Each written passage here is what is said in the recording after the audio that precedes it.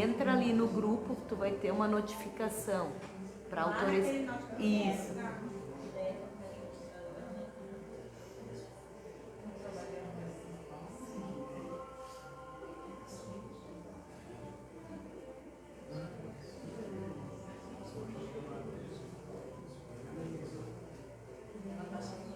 Isso.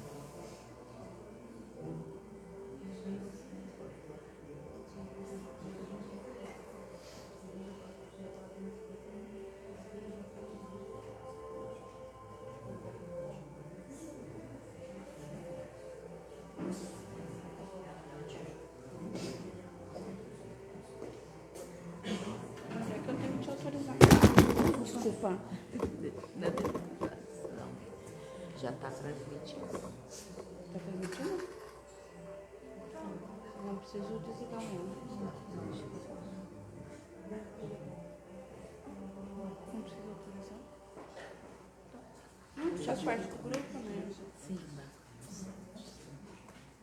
Boa noite a todos.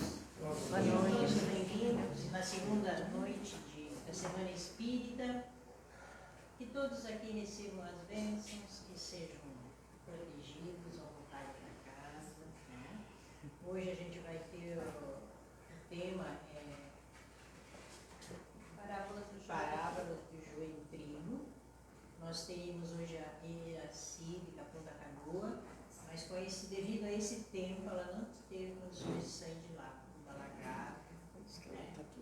Então ela não pôde vir, pediu desculpa para vocês, mas fica para uma outra oportunidade. Mas como a gente sempre se vira, a gente sabe que tem pessoas também capacitadas para fazer esse trabalho. Nós temos a nossa irmã Miriam, que eu pedi para ela para fazer a palestra hoje. Então, está bem representado todos. E a gratidão, né, a vocês por estarem aqui nesse dia de chuva, mas que com certeza todos nós estamos sendo auxiliados, né? E fica aqui o nosso convite para amanhã na Marambaia, amanhã e quinta na Marambaia e sexta e sábado no portal. Tá? Então os palestrantes provavelmente vão estar, né? Se Deus quiser. Mas enfim, a gente sempre tem uma cartinha na manga, né? E a gente sempre sabe que pode contar com eles. E vamos então agora, nesse momento, fazer a nossa prece. Vamos elevar o nosso pensamento ao nosso Mestre Jesus, pedindo a eles a proteção, o amparo, primeiramente a permissão para fazermos os nossos trabalhos nessa noite. Que Jesus cuide de cada um, de todos nós, o grupo, para que a gente possa sair daqui em segurança, com boas reflexões sobre o que vamos ouvir, e que Jesus ampare todos nós nessa noite, nos dando fé e esperança, para enfrentarmos tudo que estamos passando, com resignação, aceitação. Que Deus abençoe cada um e que a nossa noite seja de muita luz e muita paz. E assim seja. Então, hoje a Lídia vai falar para nós sobre a parábola de Jesus. E é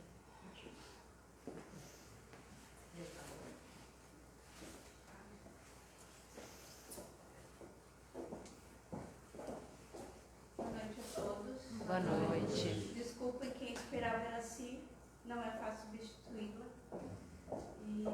Mas vamos buscar fazer o melhor. Depois daquela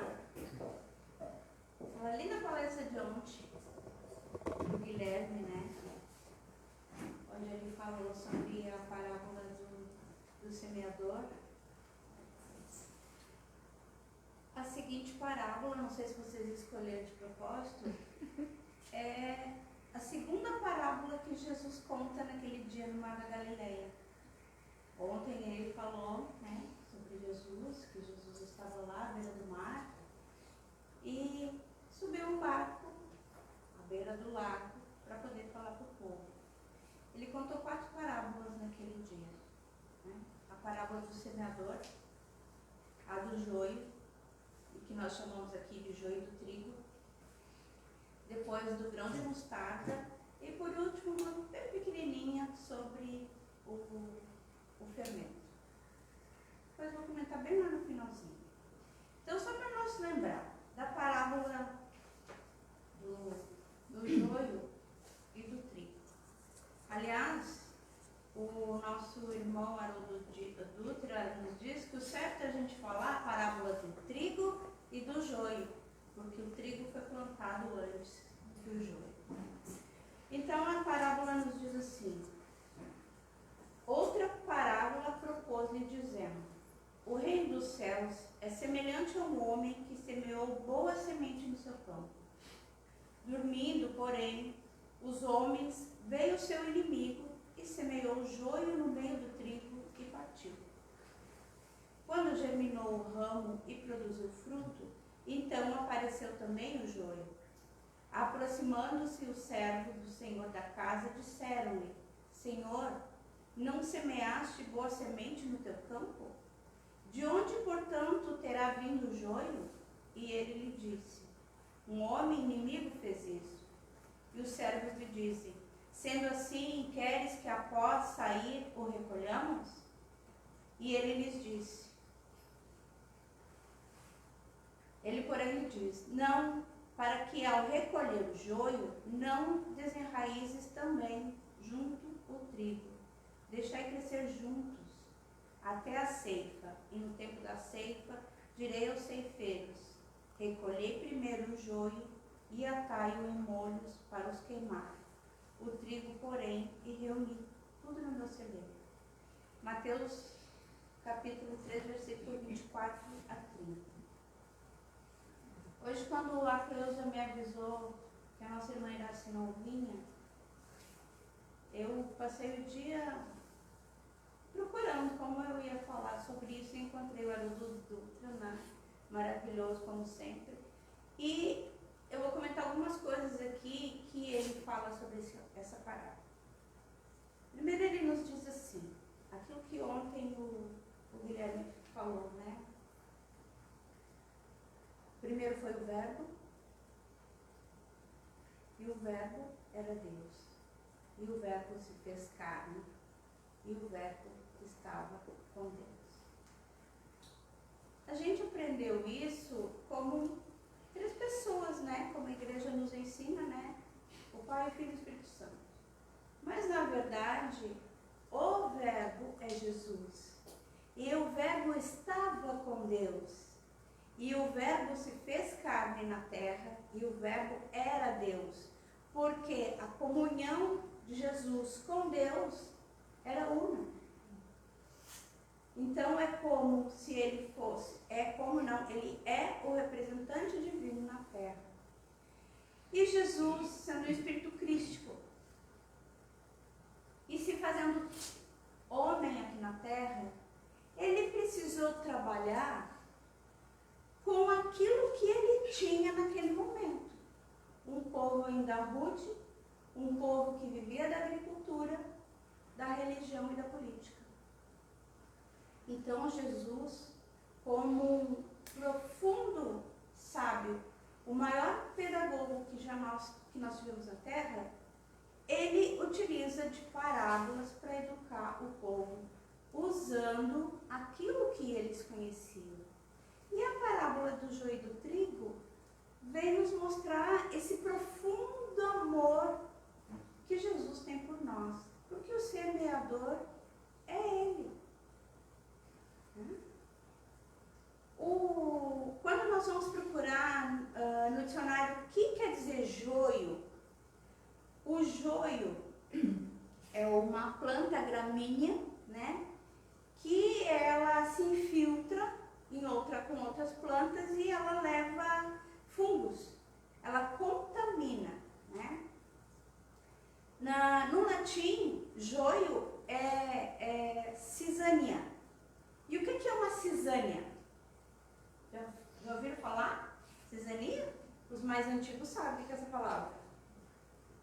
Ninguém sabe o que é cisânia? Cisânia é contenda, é agressividade, né? É o mal.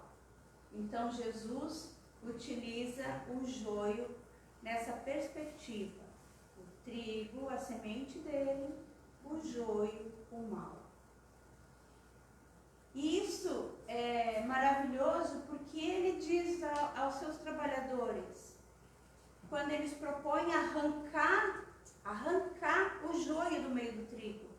E ele disse, não, esperai para quando o joio está crescido, porque quando o joio cresce, ele se diferencia do trigo. Lá no início, eles são plantas parecidas, mas quando eles crescem, eles ficam diferentes. Então, se tornava mais fácil arrancar o joio e lançá-lo ao fogo, como Jesus diz ali. Quem é o trigo? Aquele que pratica aquilo que Jesus nos ensinou. Mas nós ainda não somos educadores, né? O Haroldo diz, como a gente se reconhece um bom mestre, um bom educador?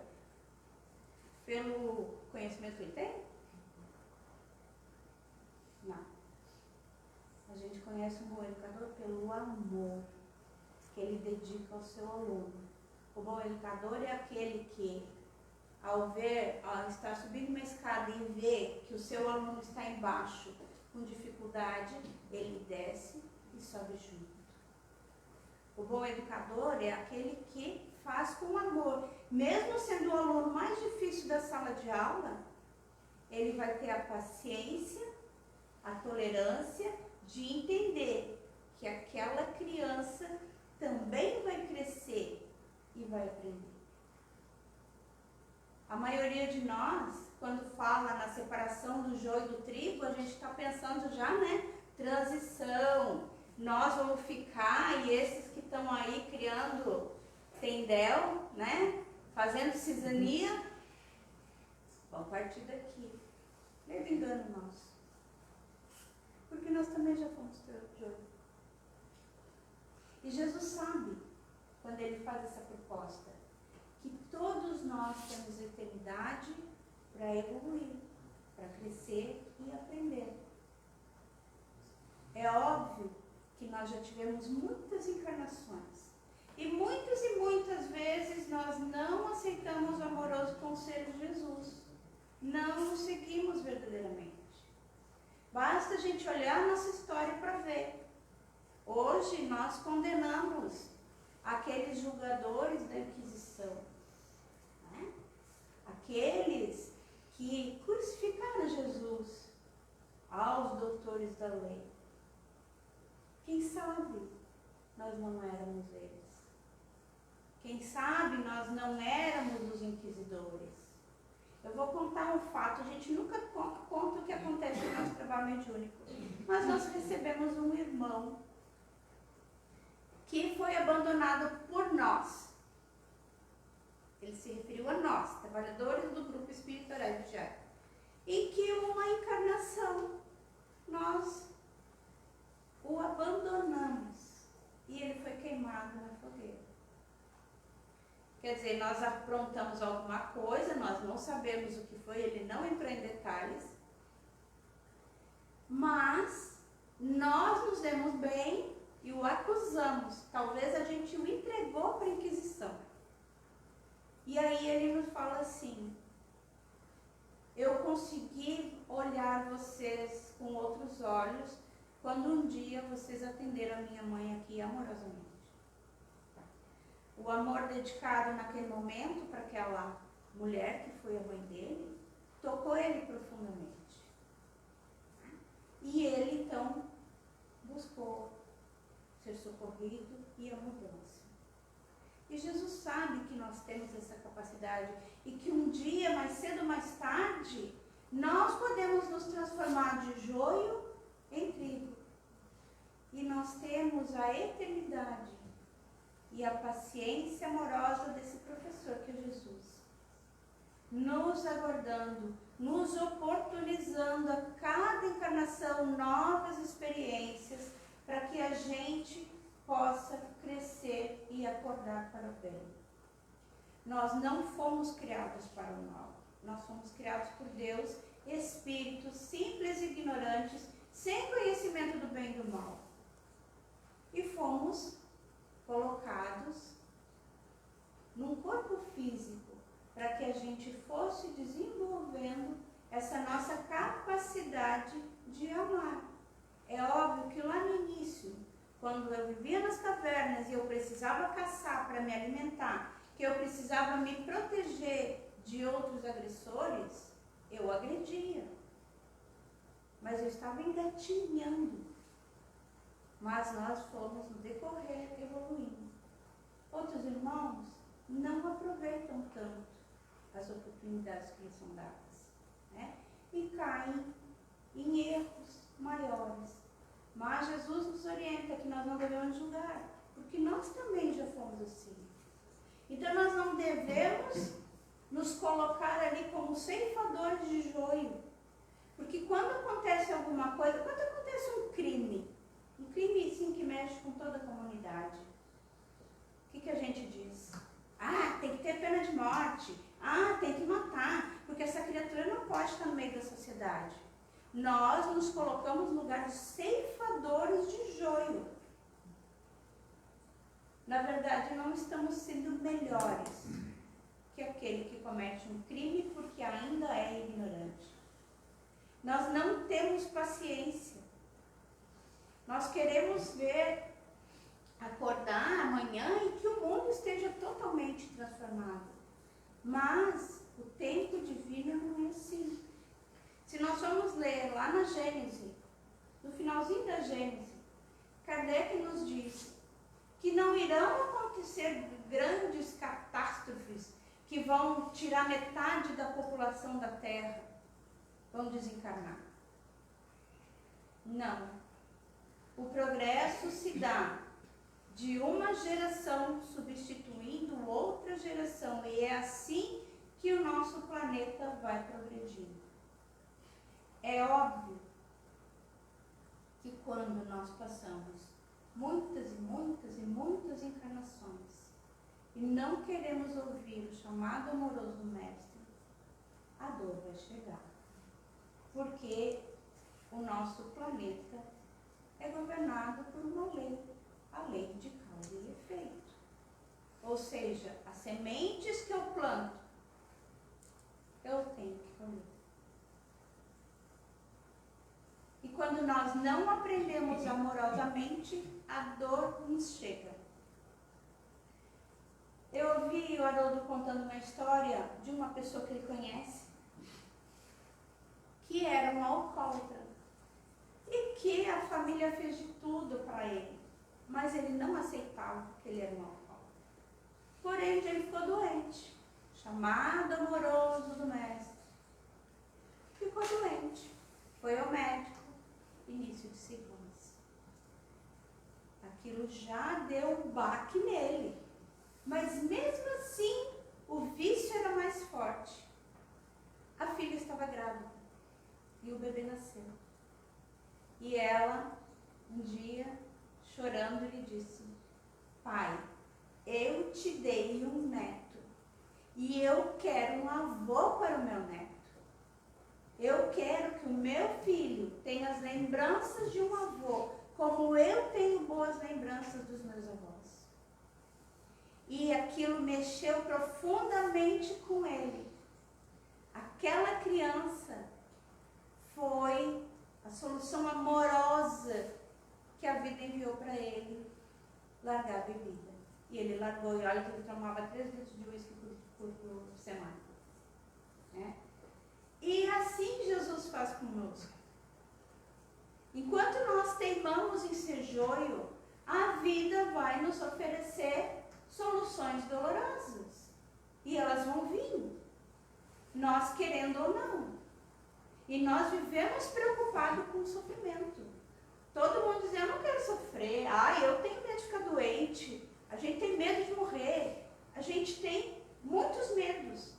Por quê? A gente só se apega às coisas da matéria e esquece que nós somos espíritos eternos. Nós temos muito medo que a terra se acabe. Que diferença vai fazer se a terra se explodir? cavernas mais corpos.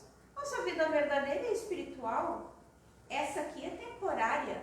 Essa aqui é experiência para que eu cresça. O meu mundo original, o mundo original de todos nós é o plano espiritual. Nós somos espíritos que estamos no momento encarnados para aprender a ser trigo. Existe um livro da Amélia Rodrigues que chama O Trigo de Deus. A Amélia Rodrigues é um espírito, ela era professora quando encarnada na Bahia e hoje ela dita livros para o Divaldo Pereira Franco. E ela ditou um livro chamado O Trigo de Deus, onde ela conta histórias de Jesus fabulosas, que a gente não faz ideia. E ela conta nesse livro a história da mulher adúltera, que é linda. Todo mundo conhece essa história da mulher adúltera. É uma das parábolas de Jesus. Essa mulher foi trazida diante de Jesus, né? Jesus estava lá, ensinando, escrevendo na terra.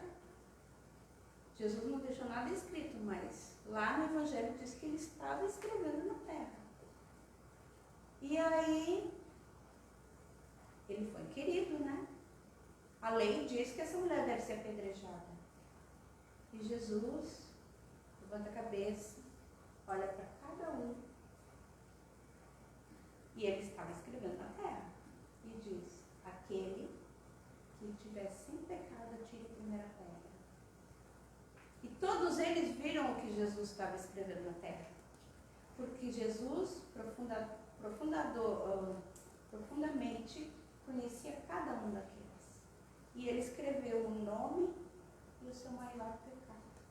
E eles viram, e eles não tiveram coragem de atirar a pedra.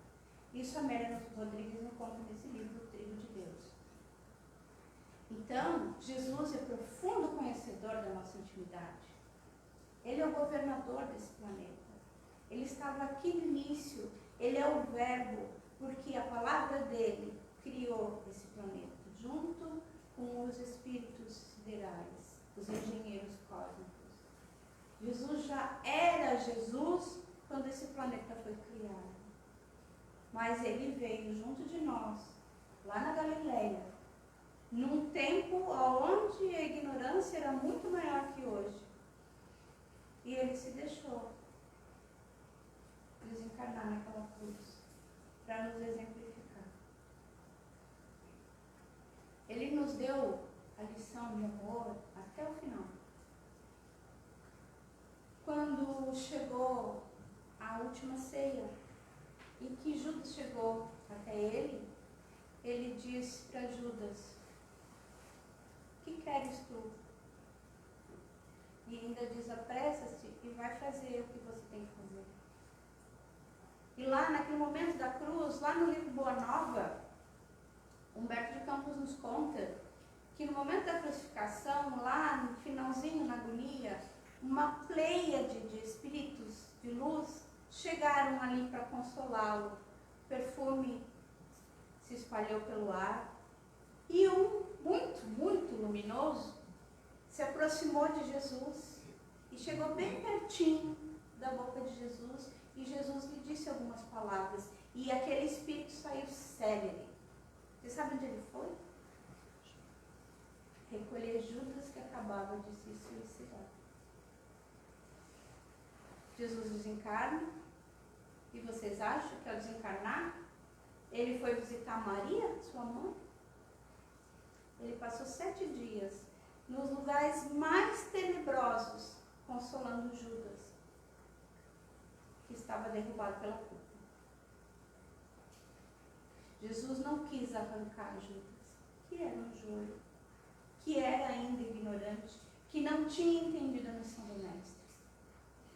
E nós temos que entender essa lição, que nós não podemos arrancar o mal do nosso meio, porque se Deus colocou o bem e o mal convivendo junto no mesmo canteiro, é para que tenha uma utilidade, para que o bem mostre o mal, o amor, mostre o bem, mostre o caminho através da exemplificação. Então, quando Jesus disse, não julgueis, é porque ele sabe que um dia nós somos um joio. E nós não temos o direito de julgar aquele que ainda não entendeu a mensagem. Quando a gente diz, os tempos são chegados, todo mundo já ouviu falar, né? Transição planetária. O mundo está passando por uma grande transformação. Mas não é de 20 anos para cá. Oh, ele sempre teve transformação. E ela se acelerou lá na época do Kardec, em 1857. Começou a nossa grande transição planetária real, quando foi publicado o Livro dos Espíritos. Quando o Consolador prometido pelo Mestre veio à luz. Ali começou a nossa grande transformação e essa colheita do joio. Porque essa luz que foi nos trazida foi oferecida a todos. E há ainda aqueles que marcam o passo e que não querem aceitar e que não querem ouvir. E aí sabe o que acontece? As grandes catástrofes. Aonde grupos que não querem aceitar, grupos que ainda não sentem realmente o mestre, sofrem, desencarnam, mas não perdem a oportunidade, porque retornam. Nós nunca perdemos a oportunidade, porque nós retornamos. Nós estamos vivendo agora, gente, esse período aqui no nosso estado, né, nos 3 estados aqui, um período em que só que a gente ouve falar, nunca houve chuva tão grande, nunca houve tanto ciclone, nunca houve tanto calor. Nunca houve internet antes da nossa geração. A gente não ficava sabendo. Né? Em 1912, teve um grande incêndio em São Francisco, nos Estados Unidos, que acabou com a cidade. Sabe quando os brasileiros ficaram sabendo? 4 meses depois. O jornal noticiou. Porque a notícia literalmente vinha a cavalo, como a gente costuma dizer. Hoje não. Hoje está chovendo lá no Líbano, como aconteceu, e a gente estava vendo em tempo real. Então a gente pensa assim, nossa, a transição chegou. Jesus vai tirar todos os espíritos maus encarnados da terra e os desencarnados. Não é assim. Nós vamos sair aos poucos, voltamos, saímos, voltamos. É assim que se dá essa colheita. Essa separação, na verdade, não é uma separação, é uma transformação.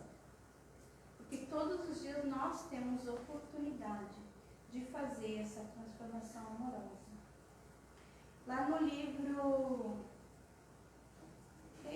desculpe se eu errar, depois quem lembrar me ajude, Domínios da Mediunidade, eu acho. Tem o André Luiz e o seu mentor estão lá numa região umbralina e existem 2 espíritos subsidiando, desencarnados. A história deles é a seguinte, um era muito rico, né, e o outro era um funcionário dele. Mas ele era um funcionário tratado como filho. Porém, ele invejava tudo que o outro tinha, inclusive a família. O que ele faz? Ele mata, faz parecer que o crime foi um assalto, consola a viúva, tempo depois casa-se com a viúva. Porém, o assassinado cria um ódio tremendo por ele. E já lhe obsedia a vida. O outro desencarna. E é atraído para onde? Para junto daquele que ele fez mal. Causa e efeito. Atração. E eles viviam assim, há muito, muito tempo. E André Luiz e o seu mentor foram lá para ajudar aquele espírito. E eles tentaram de tudo para se aproximar e não conseguiram. Então, aquele mentor disse, André Luiz, isso não é tarefa para nós. Isso é tarefa para quem ama muito. E fez uma prece. E em seguida um espírito feminino chega. Uma mãe. Tinha sido mãe dos dois ao longo da história. E ela os abraça. E conversa com eles. E transmite tanto amor para aqueles dois que eles ficam sem ação e eles começam a dizer: Mãe Divina, Nossa Senhora. Eles achavam que eles estavam falando com a Mãe de Jesus. E o André diz: mas eles acham que estão falando com Nossa Senhora. Não tem importância. O que importa é o amor e a transformação que eles vão ter a partir desse momento. Ninguém está perdido. Nós não seremos joio pela eternidade.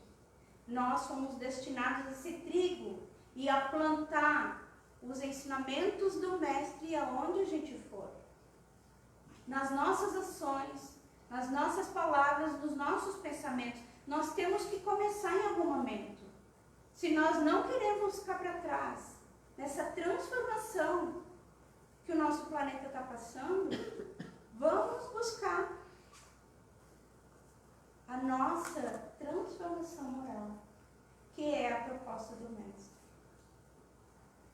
Vocês sabem que o trigo é muito representativo nessa parábola de Jesus, porque naquela época e por muitos séculos, eu posso dizer até por 2 milênios, o trigo é o alimento mais importante da humanidade.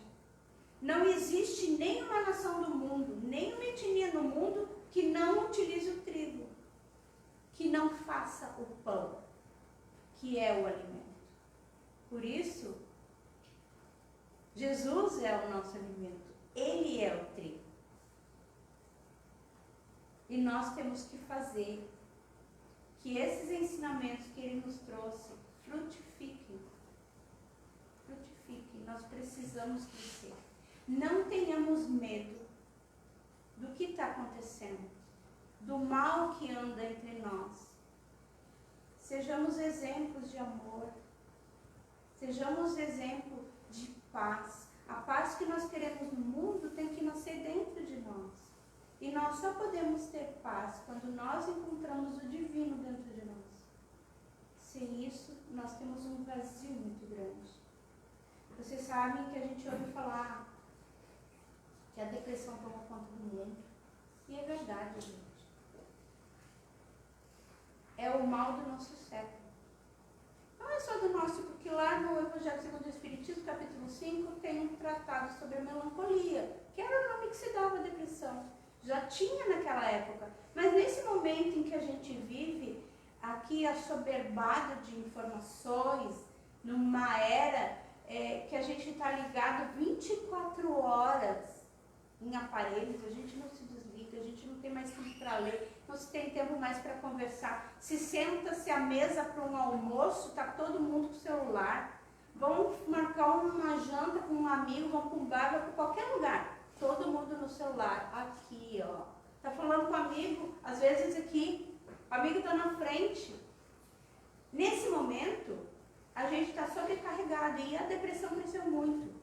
Existe muita insatisfação com a vida, espíritos que estão despreparados para enfrentar as provas, as dificuldades do dia a dia. A gente fala muito de uma geração nova que está aqui, que é a geração cristal, que não foram preparados para o enfrentamento da vida. Nunca ouviram um não. E a vida diz não para a gente. Né? Uma época em que os filhos estão largados na mão das escolinhas, das babás eletrônicas, das babás ou das avós. E desculpa quem não sou avó ainda, mas diz que vó deseduca, né? Eu não pretendo deseducar se eu tiver um. Mas não vou jogar pedra, né? Vai que eu seja um. Que eu faça tudo ao contrário. Mas enfim, gente. Então, a gente está despreparado, porque aquilo que eu falei lá no começo, nós não queremos sofrer. Mas para que a gente cresça, deixe de ser joio, amadureça para virar um trigo, Vou dar uma notícia para vocês. Só através do sofrimento. Porque nós não somos um Chico Xavier. E ele sofreu. Ele não precisava. Com certeza ele não precisava. Mas ele sofreu. Jesus, esse com certeza não precisava. Mas ele sofreu muito mais que nós. Porque ele sofreu a carga de ter que vir aqui, reencarnar num corpo físico, numa época de muita dificuldade. Ele não tinha um carro para se movimentar, ele não tinha um travesseiro para deitar, ele não tinha uma cama, ele deitava sobre uma pedra. Mas ele, nos anos em que esteve aqui encarnado entre nós, ele foi só o puro amor divino. Ele foi o Evangelho, como nos disse ontem o Guilherme. Jesus foi o Evangelho. Jesus é o Evangelho. E nós somos as suas sementes. Então, nós não sabemos que tipo de semente nós somos ainda. Eu sou joio ou eu sou trigo? Então vamos pegar o Evangelho e vamos praticar, vamos estudar, vamos buscar o conhecimento. Nem disse ontem, né? João nos diz, conhece a verdade vos libertará. A verdade é quem? Jesus. Jesus nos diz, eu sou a verdade, eu sou o caminho, a verdade e a vida. Ninguém chega ao Pai senão por mim. Por que ele diz isso? Porque nós temos que seguir os exemplos que ele nos deixou. E aí nós seremos trigo. E aí nós vamos florescer. E aí nós vamos virar pão. E você sabe como Jesus terminou as parábolas daquela linda tarde? Ele contou uma bem pequenininha. Onde é que eu botei aqui? O reino dos céus é semelhante ao fermento que uma mulher tomou e escondeu em 3 medidas de farinha, até ficar tudo levedado. Ou seja, alguém já fez pão aqui? Ninguém vai segurar o reino divino. Ninguém vai segurar o Evangelho de Jesus. Queremos ou não, haja irmãos ainda que são joio, tentando impedir que Jesus faça o seu trabalho, nada vai impedir, porque o reino de Deus é igual ao fermento. Ele vai transbordar da bacia. E um dia todos nós estaremos lá no plano espiritual e vamos dizer assim, olha, eu estava lá na terra, naquele momento tão difícil. Eu fiz parte, eu plantei minha semente.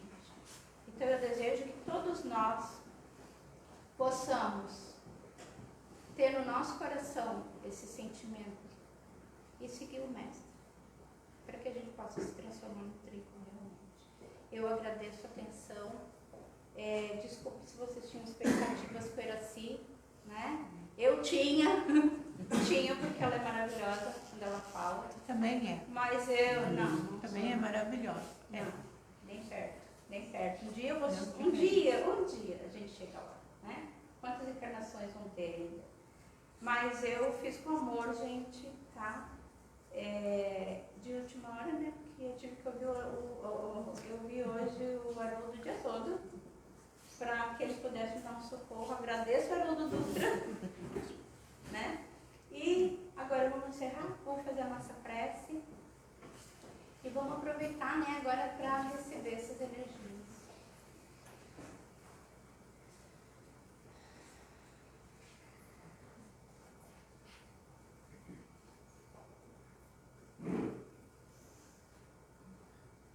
Amado Mestre Jesus, hoje nos encontramos aqui, num momento diferente, no segundo dia da nossa Semana Espírita, aonde desejamos levar teus ensinamentos a todos os irmãos. E pedimos, Jesus, que nesse momento nos envolva no teu amor e que os amigos benfeitores que aqui se encontram possam derramar sobre todos nós a luz, a paz, fluidos renovadores que nos auxiliem a encontrar dentro de nós a paz, a tolerância, a compreensão, o amor. Que possamos, Mestre, buscar nessa transformação, sermos melhores a cada dia, seguindo teus passos. Agradecemos ao Dr. Bezerra de Menezes, aos mentores amigos, dirigente espiritual dessa casa, por esse momento. E que a tua luz, Mestre, esteja com nós, hoje e sempre. Assim seja. Então amanhã, né, gente, todos convidados então, ao Caminho da Luz, mesmo horário, em Marambaia, às 20 horas. Rua Faustina Paim, Na Paim 832. 832. Você faz perto da... Chega no restaurante e vira direita, lá vai na lá. rua, né? Tá, então quem puder ir, quiser participar, estão convidados, tá, gente? Uma boa noite e que Deus acompanhe vocês.